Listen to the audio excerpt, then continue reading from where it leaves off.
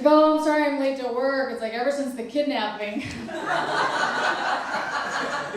And it was actually those like first post-kidnapping days were so nice. I got a few days off work. I got to sleep in and watch Oprah. My mom made all of her favorite dishes, all of my favorite dishes. My aunt and uncle came and visited, brought me flowers. Wasn't that nice? What else? Oh, and the best thing of all is for like once my parents stopped talking about how I'm still single.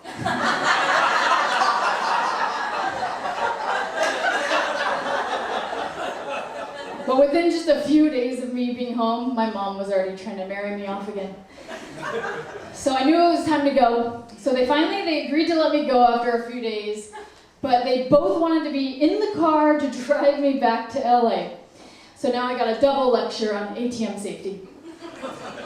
And first of all, we had to go pick up my car, which was at police fingerprinting place in like Compton. And like we started driving this area, and I'm getting very stressed out, and I realize I'm having some kind of like post-traumatic stress thing going on from like being kidnapped. And I was getting really nervous. And then like my nervousness was making my parents nervous, and then we're all nervous, and then we keep getting lost. And then we're driving around in my dad's like shiny silver Jaguar. And my dad looks like, like some white rich guy or Bob Barker. And I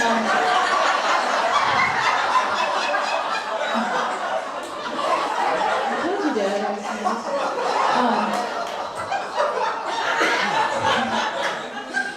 So after he gets lost for like the third time, I just yelled like, just flip a bitch, Dad! And my dad's like, flip a what? And I was like, a U-turn! And he's like, I can't, it's a double yellow. Watch your mouth, young lady. And I was like, who cares if it's illegal? I said, if the police pull us over, we'll just say we're white and we're scared.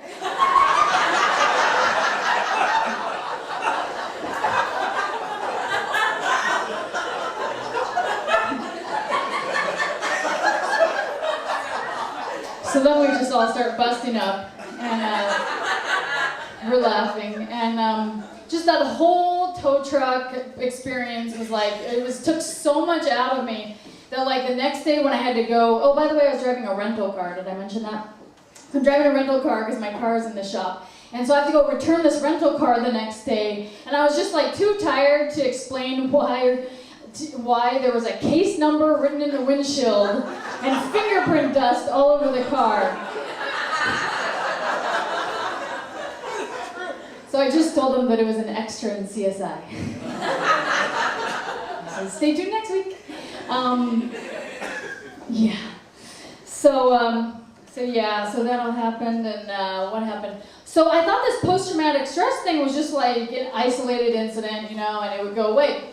But then one night, I found myself patrolling the Walgreens parking lot. I came out, and I like immediately spotted a man loitering in the background in the parking lot. And so I have like this new like superpower, this hypervigilance. And so I spot him, and I just immediately like zoned in, and my brain was like, destroy him. But instead, I just stood in front of the automatic doors, it's like open and shut behind me, and I yelled to him. I said, "Sir, are you coming in or are you heading out?"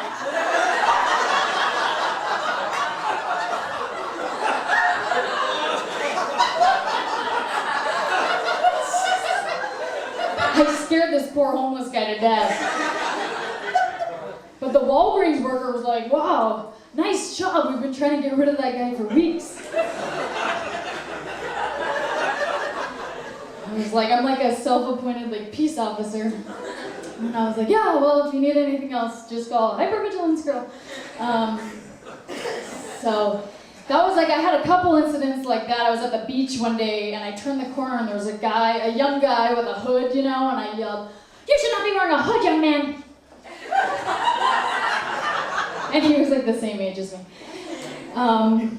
And then I realized another way I realized I was having this post-traumatic stress thing is I went on my first date after the incident. It was a few weeks later, and as soon as I got into the car with this guy, I realized, oh my God, like I'm really scared to be in a car with a man. So the whole way to the restaurant, there and back, I had my hand on the door latch, and I was ready at any moment to drop and roll out of the car. So he didn't ask me out again. He said I was a little tense. But meanwhile, I get a call from the police, and they have caught someone. It's just it's like 2 months later, and so I have to go down a few weeks later and testify against this man in a hearing. And, it was, we had to wait a long time for our case to come up, and then finally they bring this guy out, and I'm like, oh my God, I don't even recognize him. I was like, oh God, I started to think maybe they'd gotten the wrong guy, and, but then he looks out into the crowded courtroom. They haven't identified me yet.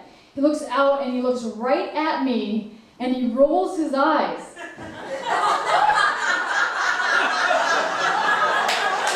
Like he was annoyed to see me again. Right, Dad? Yeah, he did. And it was just crazy, and there was another girl involved in the case, and he had done the same thing to her a few years earlier, only she wasn't as lucky or as annoying. Good at that. But so that was that. But so I don't really. The whole thing was such a blur. I was really nervous. But all I remember from testifying was that I got stricken from the record for making a joke.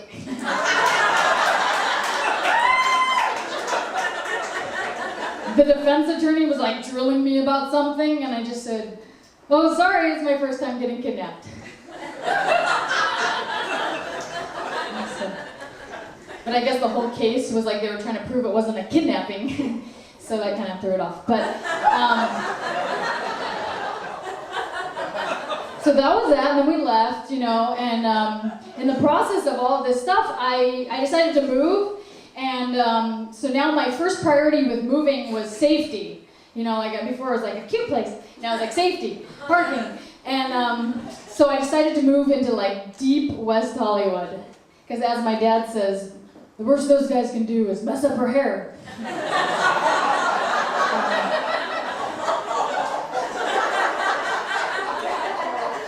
So that's exactly why I moved there.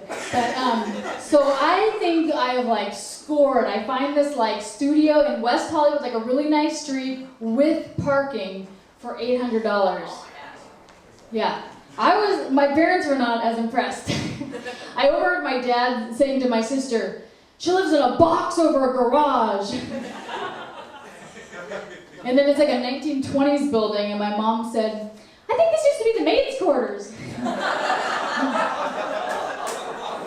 And then my grandma just visited, and she said, "I think this was the stable boy's room." So it's a good thing I just got a promotion. Maybe I could move up to the main house soon.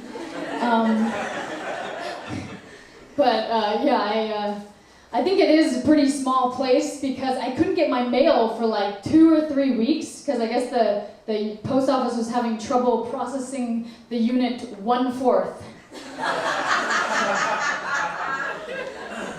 Yeah. So anyways, I get a call back a few months later that the guy has confessed. He's confessed. They found fingerprints on my car that matched him and tied in everything. And faced with that and my great testimony, he confessed, and he was recently convicted to a life sentence. Yeah.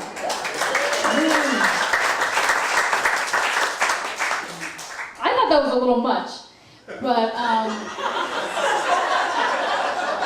thought can't we get him in some kind of a 12-step program or something? But the police said there's no Kidnappers Anonymous, so he's in jail, and so I was it was pretty. I was just so impressed with the police. They were so classy, right, Dad? They were very classy and thorough, and 1 year, and they caught the guy, the right guy, convicted him, and he's in jail. So let's give a round of applause for the police.